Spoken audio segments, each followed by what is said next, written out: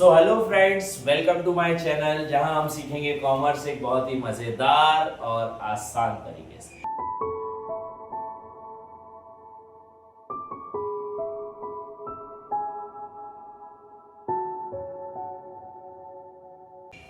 आज मैं आपको पढ़ाने जा रहा हूं अकाउंटेंसी का पहला topic, accounting for partnership form. ये अकाउंटिंग फॉर पार्टनरशिप फॉर्म क्या है? आपने 11th क्लास में एक टॉपिक पढ़ के आए होंगे which is accounting for sole proprietorship, जहां पे आपने ट्रेडिंग एंड P&L अकाउंट बनाए होंगे विद एडजस्टमेंट और विदाउट एडजस्टमेंट। अब हमने बिजनेस में पढ़ा है कि जो भी बिजनेस एंटरप्राइजेस होते हैं 11th बिजनेस में, कि जो भी बिजनेस एंटरप्राइजेस होते हैं वो 5 प्रकार के होते हैं: sole proprietorship, partnership, joint stock company, joint Hindu family business and cooperative societies. 12th आपने सोल प्रोप्राइटरशिप के जितने भी अकाउंट्स बन सकते थे वो आपने 11th क्लास में पढ़े। 12th क्लास में आपको पढ़ना है दो topics which is partnership and company, जिसके लिए आपको 3 अलग अलग बुक्स दी गई हैं या 3 अलग अलग पार्ट्स करे गए हैं उस बुक में। पहले वाले पार्ट में आप पढ़ोगे सारी चीजें पार्टनरशिप की, देन उसके नेक्स्ट वाली बुक में आप पढ़ोगे सारी चीजें ऑफ कंपनीज, शेयर क्या होते हैं, डिवेंचर्स क्या होते हैं, कंपनी के अकाउंट कौन कौन से होते हैं, स्टेटमेंट्स कौन कौन से होते हैं और ये सारी चीजें। ठीक है, मैं एक एक करके सारी चीजें आपको यहीं पे पढ़ाऊंगा। आज हम स्टार्ट करने वाले हैं हमारा पहला topic which is partnership firm. Partnership firm start करने से पहले पार्टनरशिप होती क्या है, what is the basic meaning of partnership? तो सर, पार्टनरशिप मींस एक ऐसा बिजनेस जहां पर 2 या 2 से ज्यादा लोग मिलकर एक सेम एजेंडा के लिए, एक सेम ऑब्जेक्टिव के लिए साथ में आते हैं और अपना बिजनेस या ऑर्गेनाइजेशन स्टार्ट करते हैं, उसको हम क्या बोलते हैं? पार्टनरशिप बोलते हैं। दूसरी इंपॉर्टेंट चीज, it should be registered under partnership act.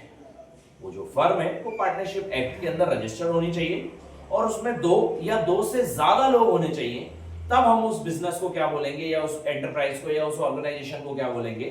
Partnership बोलेंगे। अब ये जो चीजें होती हैं सर, ये पार्टनरशिप जो है, अब 2 लोग काम कर रहे हैं तो 2 लोग अगर काम करेंगे तो उन लोगों के बीच में कॉन्फ्लिक्ट्स भी होंगे, उनके बीच में लड़ाइयां भी होंगी। तो लड़ाइयों को कैटर करने के लिए, उनको कम करने के लिए, खत्म करने के लिए एक नया कॉन्सेप्ट लाया गया है जिसको बोला गया पार्टनरशिप डीड। ये पार्टनरशिप डीड क्या होती है सर? ये एक स्टेटमेंट होता है जिसमें उस पार्टनरशिप से रिलेटेड सारी डिटेल्स आती है, लाइक उस पार्टनरशिप का नाम, उस फर्म का नाम, वो फर्म का नेचर, पार्टनर्स का नाम, पार्टनर्स की सारी कैपिटल, किस किस ने कितना कितना कैपिटल लगाया है, कौन कौन कितने कितने प्रॉफिट परसेंटेज के लिए आया है, कौन कौन के पास कितनी कितनी कैपिटल रेशियो है, कितने उनके प्रॉफिट शेयरिंग रेशियो है, कौन पार्टनर्स की क्या लायबिलिटी है, किस पार्टनर को क्या ज्यादा एक्स्ट्रा बेनिफिट्स मिले हैं, क्या उसको सैलरी मिल रही है, बोनस मिल रहा है या कोई दूसरी चीजें मिल रही है। ये सारी चीजें किसमें लिखी रहती है? उस पार्टनरशिप डीड में लिखी होती है। वो पार्टनरशिप एक्ट के अंदर रजिस्टर्ड होता है और उस डीड में सारे पार्टनर्स के सिग्नेचर होते हैं कि भैया हाँ, हमें ये सारी डीड है, ये सारे जितने भी टॉपिक्स हमने लिख रखे हैं ये हमें मंजूर है। अब ये जो पार्टनरशिप डीड है, इट कैन बी ओरल और रिटन, बोथ, दोनों हो सकती है, कोई दिक्कत नहीं। बट ये एक रिटन एग्रीमेंट होता है बिटवीन द पार्टनर्स, ताकि आगे चल के किसी प्रकार का कॉन्फ्लिक्ट ना हो, लड़ाइयां ना हो। ठीक है, दिक्कत कहां आती है कि कोई पार्टनरशिप चल रही है और उनके बीच में पार्टनरशिप डीड उन्होंने नहीं क्रिएट करी। अब जब पार्टनरशिप डीड नहीं होती तब क्या होगा सर? तब तो लड़ाइयां होंगी। उस समय पर किसकी मानी जाएगी? क्योंकि अगर वो जज के पास जाते हुए, कोर्ट में केस जाता भी है, तो कोर्ट जज को थोड़ी मालूम है कि उन्होंने क्या डिसाइड किया था आज से 5 साल पहले पार्टनरशिप चालू करने से।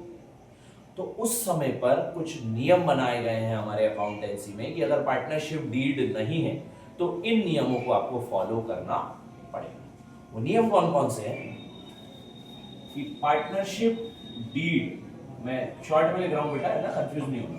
पार्टनरशिप डीड नहीं होने की कैटेगरी में सबसे पहला, profit sharing will be equal. Profit sharing कैसी रहेगी? इक्वल रहेगी। अगर किसी पार्टनर, 3 लोग पार्टनर है और एक फर्म में 60,000 रुपए प्रॉफिट कमाए तो तीनों को 20-20 हजार मिलेगा। वो ये नहीं बोल सकता कि नहीं मुझे 30 चाहिए क्योंकि मैंने कैपिटल ज्यादा लगाई थी और इसने कैपिटल कम लगाई थी तो इसको कम दो। हाँ बिल्कुल सबको इक्वल मिलेगा, तो प्रॉफिट परसेंटेज कैसा बटेगा, इक्वल। दूसरा, प्रॉफिट शेयरिंग के बाद no interest on capital will be provided. किसी प्रकार की इंटरेस्ट ऑन कैपिटल नहीं दी जाएगी। हम लोग क्योंकि business and business owners are different entity, तो अगर उन्होंने हम मेरे पास कैपिटल लगाई है, मेरे बिजनेस में कैपिटल लगाई है, या मैं एक बिजनेस हूं मुझ में अगर कैपिटल लगाई है, तो मेरा ये कर्तव्य बनता है कि मैं उनको उसके बदले इंटरेस्ट दूं। पार्टनरशिप डीड नहीं है तो मैं किसी प्रकार का इंटरेस्ट नहीं दूंगा।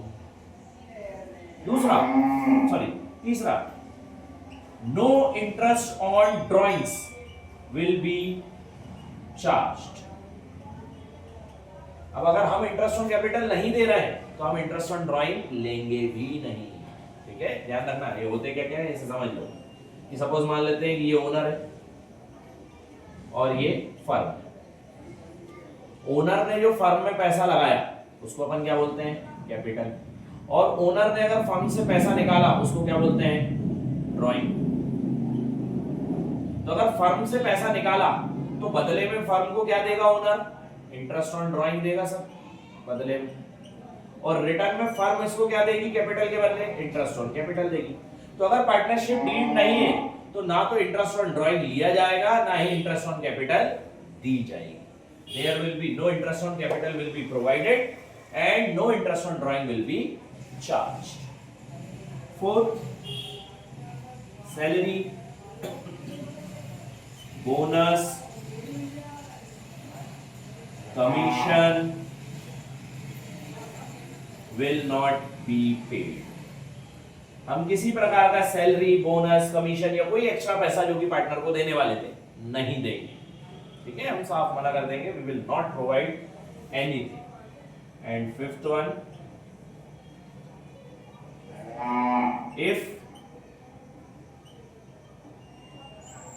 new partner should come, if new partner is willing to come, then permission of all partner is needed. Suppose मान के चलते हैं 3 पार्टनर थे हमारी कंपनी में, ए, बी और सी। सी का एक फ्रेंड था डी करके, उसको पार्टनरशिप में आना था। तो अगर पार्टनरशिप डीड नहीं है तो जब तक तीनों की सहमति नहीं होगी ये नहीं आ सकता। सपोज मान लेते हैं बी ने हामी भर दी, सी ने बोल दिया कि हाँ डी के लिए आओ, और ए ने मना कर दिया कि नहीं मेरे उससे व्यवहार अच्छे नहीं है, आप नहीं जा सकते, then he will not come. ठीक है, तो जब तक सारे पार्टनर्स की सहमति नहीं होगी आप नए पार्टनर्स को ऐड नहीं कर सकते।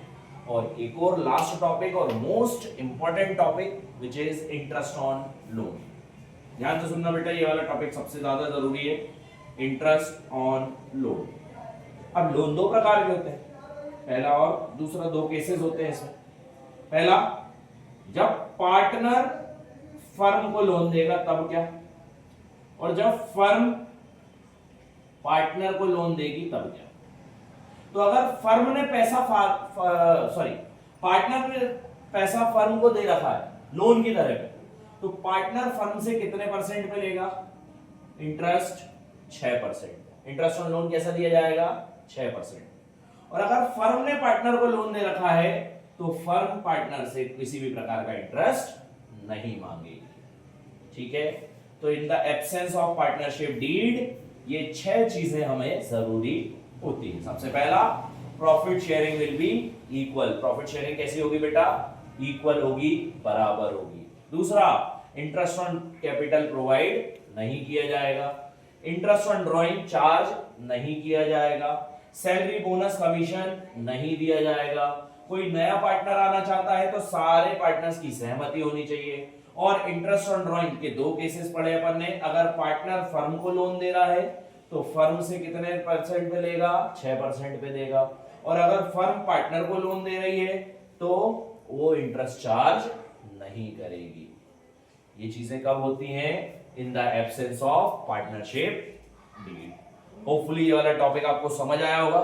कल मैं आपको इसके आगे के टॉपिक्स पढ़ाऊंगा, इसके आगे की प्रोसेसेस समझाऊंगा, profit and loss appropriation account क्या होता है, इनके सबके अलग अलग केसेस पढ़ाऊंगा, चार्ज के आइटम क्या है, एप्रोप्रिएशन के आइटम क्या है, एप्रोप्रिएशन क्या होता है, ये सारे टॉपिक्स अपन आगे पढ़ते चलेंगे। So thank you so much guys, keep watching, please subscribe.